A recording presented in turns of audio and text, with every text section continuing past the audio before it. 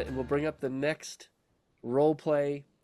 This one is uh, Gus, a professor of philosophy. You're a counselor at a summer camp for teenage kids. On the last night, as all your campers have finally settled into their bunks, one of them asks you about the meaning of life. You answer them in the context of Professor Sapolsky's Chapter 15, If You Die Poor. Gus, over to you. All right. All right. Settle down, cabin number seven.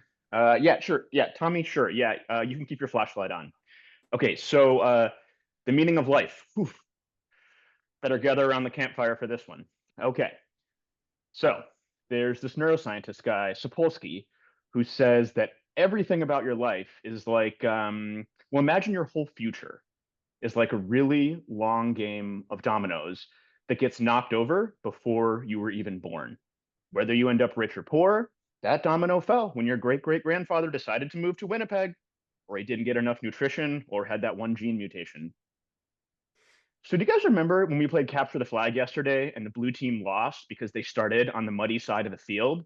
Well, Sapolsky would say your whole life is like being born on the muddy side of the field, except that the mud is like your prefrontal cortex development, your socioeconomic status, or your mother's stress hormones when you were in utero.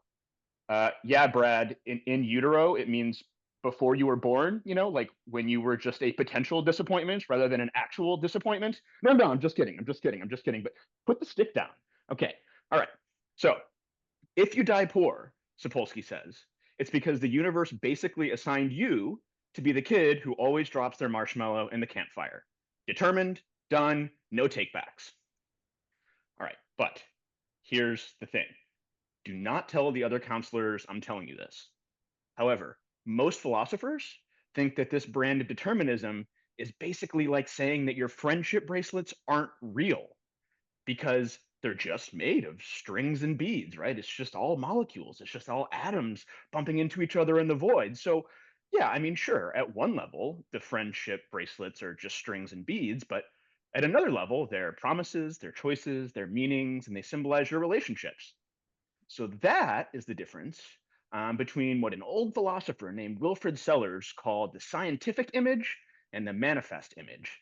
So the scientific image of man is just saying, like, yeah, your friendship bracelets are just strings and beads.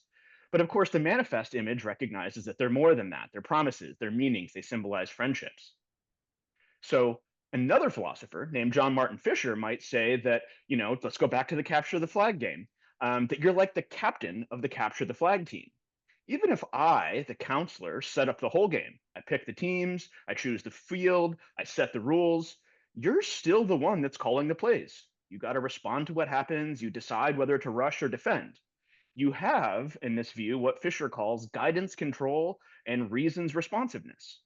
It's kind of like when you're steering a canoe downstream. Like, yeah, there's still a current there, but you're the one steering. So, when Sapolsky says, if you die poor, it's all determined, just remember, that's like me saying you didn't really choose to sneak out to the lake last night because I can trace everything back to the Big Bang. Yeah, Tommy, we knew about the lake. We always know about the lake on the last night, okay? So there you go, the meaning of life for you. And I better not hear one more person claim tomorrow that they don't have free will when it's their turn to do the dishes. So seriously, guys, lights out.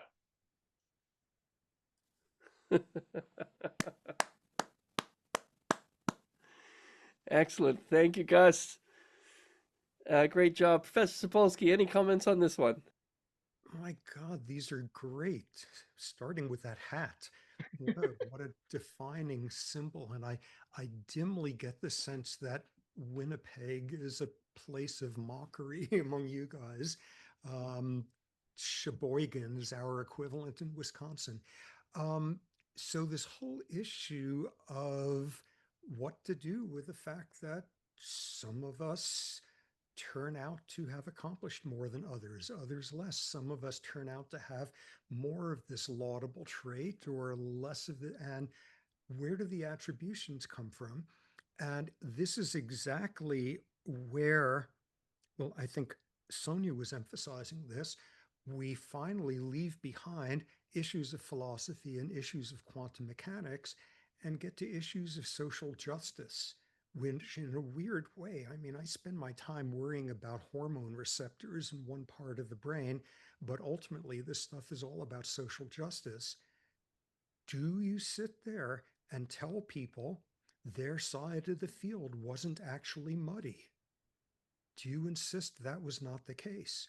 Or do you at least tell them it was muddy, but if you really, really were focused, you could have overcome that? And in fact, you should have. And if you didn't, it's your own damn fault.